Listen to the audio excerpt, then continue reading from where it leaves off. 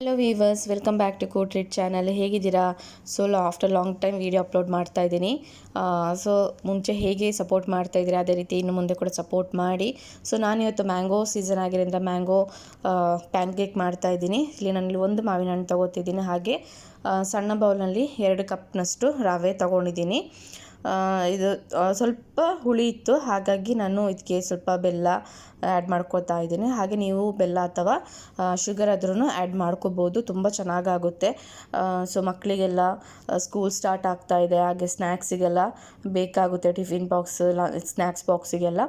ನೀವು ಈ ಥರ ಸಿಂಪಲ್ಲಾಗಿನೂ ಮಾಡ್ಕೊಡು, ತುಂಬ ಹೆಲ್ದಿಯಾಗಿರುತ್ತೆ, ಹಾಗೆ ಸಿಂಪಲ್ಲಾಗೂ ಬೇಗನೆ ಮಾಡಿಕೊಡ್ಬೋದು ಮಕ್ಕಳಿಗೆ. ಟ್ರೈ ಮಾಡಿ ಹೇಗಿತ್ತು ಅಂತ ತಿಳಿಸಿ. ತುಂಬ ರೀತಿ ಬನಾನಾ ಪ್ಯಾನ್ ಕೇಕ್, ಆ್ಯಪಲಲ್ಲೆಲ್ಲ ಮಾಡ್ತಾರೆ. ನಾನು ಇದನ್ನ ಟ್ರೈ ಮಾಡಿದೆ, ತುಂಬ ಟೇಸ್ಟ್ ಅಂತೂ ತುಂಬ ಚೆನ್ನಾಗಿತ್ತು. ಆ್ಯಂಡ್ ನನ್ನ ಮಗಳು ತುಂಬ ಚೆನ್ನಾಗಿ ಇಷ್ಟಪಟ್ಟು ತಿಂದಳು. ಹಾಗಾಗಿ ನಾನು ನಿಮ್ಮೊಟ್ಟಿಗೆ ಶೇರ್ ಮಾಡ್ಕೋತಾ ಇದ್ದೀನಿ. ನಾನಿಲ್ಲಿ ಮಿಕ್ಸಿ ಜಾರಿಗೆ 1-2 ಕಪ್ನಷ್ಟು ರವೆ ಸ್ವಲ್ಪ ಫ್ರೈ ಮಾಡ್ಕೊಂಡಿದ್ದೀನಿ, ಹಾಗೆ ಒಂದು ಏಲಕ್ಕಿ, ಹಾಗೆ ಸ್ವಲ್ಪ ಉಪ್ಪು ರುಚಿ ತಕ್ಕಷ್ಟು, ಹಾಗೆ ಇಷ್ಟನ್ನು ನಾನು ಈ ರೀತಿಯಲ್ಲಿ ಗ್ರೈಂಡ್ ಮಾಡ್ಕೋತಾ ಇದ್ದೀನಿ, ನೋಡಿದ್ದೀರಲ್ವ.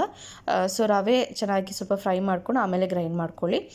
ಇದನ್ನೆಲ್ಲ ನಾನೀಗ ಒಂದು ಬೌಲಿಗೆ ಶಿಫ್ಟ್ ಮಾಡ್ಕೋತಾ ಇದ್ದೀನಿ. ಚೆನ್ನಾಗಿ ಎಲ್ಲ ಶಿಫ್ಟ್ ಮಾಡ್ಕೊಂಡಾದ್ಮೇಲೆ ಈಗ ಪುನಃ ಅದೇ ಮಿಕ್ಸಿ ಜಾರಿಗೆ ಮ್ಯಾಂಗೋ ಏನು ಕಟ್ ಮಾಡ್ಕೊಂಡಿದ್ದೆ ಅದನ್ನೂ ಹಾಕೋತಾ ಇದ್ದೀನಿ. ನಿಮಗೆ ಮ್ಯಾಂಗೋ ಎಷ್ಟು ಬೇಕೋ ಅಷ್ಟು ಹಾಕೋಬೋದು. ಇಲ್ಲಿ ನಾನು ಒಂದು ಮಾವಿನ ಹಣ್ಣಲ್ಲಿ ಮಾಡ್ತಾಯಿದ್ದೀನಿ. ಆ್ಯಂಡ್ ತುಂಬ ಇಲ್ಲಿ ನಾನು ಸ್ವೀಟಿಗೆ ಬೆಲ್ಲ ಯೂಸ್ ಮಾಡ್ತಾಯಿದ್ದೀನಿ.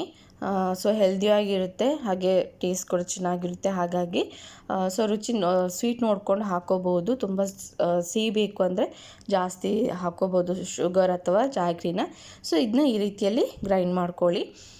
ಇದನ್ನ ಈಗ ರವೆ ಏನು ಗ್ರೈಂಡ್ ಮಾಡಿ ಇಟ್ಕೊಂಡಿದ್ದೀವಿ, ಗ್ರೈಂಡ್ ಮಾಡ್ಕೊಂಡಿದ್ದೀವಿ, ಅದಕ್ಕೆ ಈಗ ನಾನಿಲ್ಲಿ ಸ್ವಲ್ಪನೇ ಹಾಕಿ ಮಿಕ್ಸ್ ಮಾಡ್ಕೊತಾ ಇದ್ದೀನಿ. ಚೆನ್ನಾಗಿ ಎಲ್ಲನೂ ಹೊಂದ್ಕೋಬೇಕು, ಹಾಗಾಗಿ ಸ್ವಲ್ಪನೇ ಹಾಕಿ ಮಿಕ್ಸ್ ಮಾಡ್ಕೋಬೇಕು.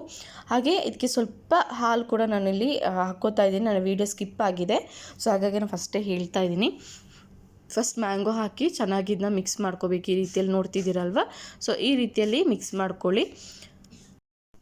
ಈ ರೀತಿಯಾಗಿ ಸ್ವಲ್ಪನೇ ನೋಡಿಕೊಂಡು ಮಿಕ್ಸ್ ಮಾಡ್ತಾ ಬನ್ನಿ. ತುಂಬ ತೆಳುವಾಗಿ ಮಾಡಬೇಡಿ, ಈ ಪ್ಯಾನ್ ಕೇಕ್ ಬ್ಯಾಟರ್ ಸ್ವಲ್ಪ ಗಟ್ಟಿಯಾಗಿನೇ ಇರಬೇಕು, ಚೆನ್ನಾಗಾಗುತ್ತೆ ಆಗ. ನೋಡಿ ನಾನು ಪೂರ್ತಿ ಎಲ್ಲ ಚೆನ್ನಾಗಿ ಇಲ್ಲಿ ಮಿಕ್ಸ್ ಮಾಡ್ಕೋತಾ ಇದ್ದೀನಿ. ಹಾಗೆ ನನ್ನ ಚಾನಲ್ ಯಾರೆಲ್ಲ ಫಸ್ಟ್ ಟೈಮ್ ನೋಡ್ತಿದ್ದಾರೆ ದಯವಿಟ್ಟು ಸಪೋರ್ಟ್ ಮಾಡಿ, ಶೇರ್ ಮಾಡಿ ಆದಷ್ಟು ಫ್ರೆಂಡ್ಸ್ ಫ್ಯಾಮಿಲಿ ಒಟ್ಟಿಗೆ. ಹಾಗೆ ನೀವು ಕೂಡ ರೆಸಿಪೀಸ್ನ ಟ್ರೈ ಮಾಡಿ. ಹಾಗೆ ಮಾವಿನ ಹಣ್ಣಲ್ಲಿ ನೀವು ಯಾವ ಬೇರೆ ರೀತಿ ಯಾವ ಥರ ಮಾಡ್ತೀರಾ ಅಂತ ಕಮೆಂಟ್ ಬಾಕ್ಸಲ್ಲಿ ತಿಳಿಸಿ. ಹಾಗೆ ನಾನು ಕೂಡ ಟ್ರೈ ಮಾಡ್ತೀನಿ. ಇನ್ನೂ ತುಂಬ ಜನ ಸಪೋರ್ಟ್ ಮಾಡಿದ್ದೀರಾ, ಇನ್ನು ಮುಂದೆ ಹೀಗೆ ಸಪೋರ್ಟ್ ಮಾಡಿ. ಸ್ವಲ್ಪ ಬ್ರೇಕ್ ತೊಗೊಂಡಿದ್ದೆ, ಈಗ ಪುನಃ ಕಂಟಿನ್ಯೂ ಆಗಿ ಇನ್ನೂ ವೀಡಿಯೋಸ್ ಅಪ್ಲೋಡ್ ಮಾಡ್ತೀನಿ. ಸಪೋರ್ಟ್ ಮಾಡಿ ಆದಷ್ಟು, ಶೇರ್ ಮಾಡಿ ನಿಮ್ಮ ಫ್ರೆಂಡ್ಸ್ ಫ್ಯಾಮಿಲಿ ಒಟ್ಟಿಗೇನು. ಇಲ್ಲಿ ನೋಡ್ತಿದ್ದೀರಲ್ವ, ಚೆನ್ನಾಗಿ ಎಲ್ಲನೂ ಫುಲ್ ಚೆನ್ನಾಗಿ ಮಿಕ್ಸ್ ಮಾಡಿ ಈ ರೀತಿಯಲ್ಲಿ ಇಡಬೇಕು. ಇದನ್ನ ಒಂದು 10-15 ಮಿನಿಟ್ಸ್ ಇದನ್ನ ರೆಸ್ಟ್ ಆಗಬೇಕು ಸ್ವಲ್ಪ, ಯಾಕೆಂದರೆ ಇನ್ನೂ ಚೆನ್ನಾಗಿ ಎಲ್ಲ ಹೊಂದ್ಕೊಳ್ಳುತ್ತೆ. ಇದು ಸ್ವಲ್ಪ ಫುಲ್ ಎಲ್ಲ ಗಟ್ಟಿಯಾಗಿದೆ, ನೋಡಿದ್ದೀರಲ್ವ. ಚೆನ್ನಾಗಿ ಎಲ್ಲದು ಮಾವಿನ ಹಣ್ಣು ಹಾಗೆ ಸ್ವಲ್ಪ ಹಾಲು ಎಲ್ಲ ಮಿಕ್ಸ್ ಮಾಡಿ ಅದೆಲ್ಲ ಚೆನ್ನಾಗಿ ಫುಲ್ ಹೊಂದ್ಕೊಂಡಿದೆ. ಇದೇ ಇನ್ನೂ ಸ್ವಲ್ಪ ತೆಳುವಾಗಬೇಕು. ಹಾಗೆ ಮಿಕ್ಸಿ ಜಾರಲ್ಲಿ ಸ್ವಲ್ಪ ಮಾವಿನ ಹಣ್ಣು ಹಾಗೆ ಇತ್ತು ಗ್ರೈಂಡ್ ಮಾಡಿರೋದು, ಅದಕ್ಕೆ ಈಗ ನಾನು ಈ ಇದೆಲ್ಲ ಮಿಕ್ಸ್ ಮಾಡ್ಕೊಂಡಿದ್ದೀವಿ ಅದನ್ನೆಲ್ಲ ನಾನು ಮಿಕ್ಸಿ ಜಾರಿಗೆ ಹಾಕೋತಾ ಇದ್ದೀನಿ. ಇದನ್ನೆಲ್ಲ ಈಗ ಚೆನ್ನಾಗಿ ಇನ್ನೊಂದು 2 ರೌಂಡ್ ಚೆನ್ನಾಗಿ ಗ್ರೈಂಡ್ ಮಾಡ್ಕೋಬೇಕು. ನೈಸ್ ಪೇಸ್ಟಾಗಿ ರೀತಿಯಲ್ಲಿ ಗ್ರೈಂಡ್ ಮಾಡ್ಕೋಬೇಕು. ಇಲ್ಲಿ ನೋಡ್ತಿದ್ದೀರಲ್ವ, ಚೆನ್ನಾಗಿ ಇದನ್ನ ಈಗ ಗ್ರೈಂಡ್ ಮಾಡ್ಕೊಳ್ಳೋಣ. ಯಾಕೆಂದರೆ ಬ್ಯಾಟರ್ ತುಂಬ ಸಾಫ್ಟಾಗಿರಬೇಕು. ಹಾಗಾಗಿ ಇದರಲ್ಲಿ ನಾನು ಯಾವುದೇ ರೀತಿಯ ಬೇಕಿಂಗ್ ಪೌಡರ್, ಸೋಡಾ ಪುಡಿ ಯಾವುದು ಯೂಸ್ ಮಾಡ್ತಿಲ್ಲ. ತುಂಬ ಹೆಲ್ದಿಯಾಗಿರುತ್ತೆ. ಟ್ರೈ ಮಾಡಿ. ಹಾಗೆ ಟೇಸ್ಟ್ ಅಂತೂ ತುಂಬ ಚೆನ್ನಾಗಿರುತ್ತೆ. ಇಷ್ಟು ಗ್ರೈಂಡ್ ಮಾಡ್ಕೊಳ್ಳಿ. ಗ್ರೈಂಡ್ ಆದಮೇಲೆ ಇದನ್ನೆಲ್ಲ ಒಂದು ಬೌಲಿಗೆ ಶಿಫ್ಟ್ ಮಾಡ್ಕೊಳ್ಳಿ. ಶಿಫ್ಟ್ ಮಾಡಿ ಒಂದು 5 ಮಿನಿಟ್ಸ್ ಆದಮೇಲೆ ಪ್ಯಾನಿಗೆ ಹಾಕ್ಕೋಬೇಕು. ಎಲ್ಲ ಮಿಕ್ಸ್ ಆಗಿದೆ. ಈಗ ಸ್ವೀಟೆಲ್ಲ ನೋಡ್ಕೋಬೋದು ನೀವು, ನನಗೆ ಬೇಕು ಅಂದ್ರೇ ಆ್ಯಡ್ ಮಾಡ್ಕೋಬೋದು. ಈಗ ಪ್ಯಾನ್ ಕೂಡ ಚೆನ್ನಾಗಿ ಕಾದಿದೆ. ನಾನಿಲ್ಲಿ ಗೀ ಯೂಸ್ ಮಾಡ್ತಾಯಿದ್ದೀನಿ.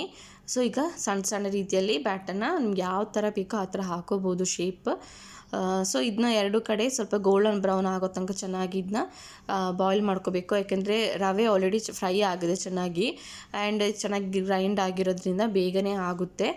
ಆ್ಯಂಡ್ ಫ್ಲೇಮ್ ತುಂಬ ಸ್ಲೋ ಆಗಿ ಇಟ್ಕೊಳ್ಳಿ, ಯಾಕಂದರೆ ಜಾಸ್ತಿ ಇಟ್ಕೊಂಡ್ರೆ ಇದು ಬೇಗ ಇದಾಗುತ್ತೆ, ಸಿದೋಗುತ್ತೆ. ಹಾಗಾಗಿ ಲೋ ಫ್ಲೇಮಲ್ಲಿ ಇಟ್ಕೊಂಡು ಇದನ್ನ ಚೆನ್ನಾಗಿ ಬಾಯ್ಲ್ ಮಾಡ್ಕೋಬೇಕು. ಸೊ 2 ಕಡೆಯೂ ಚೆನ್ನಾಗಿ ಇದನ್ನ ಬಾಯ್ಲ್ ಮಾಡ್ಕೋಬೇಕಾಗುತ್ತೆ.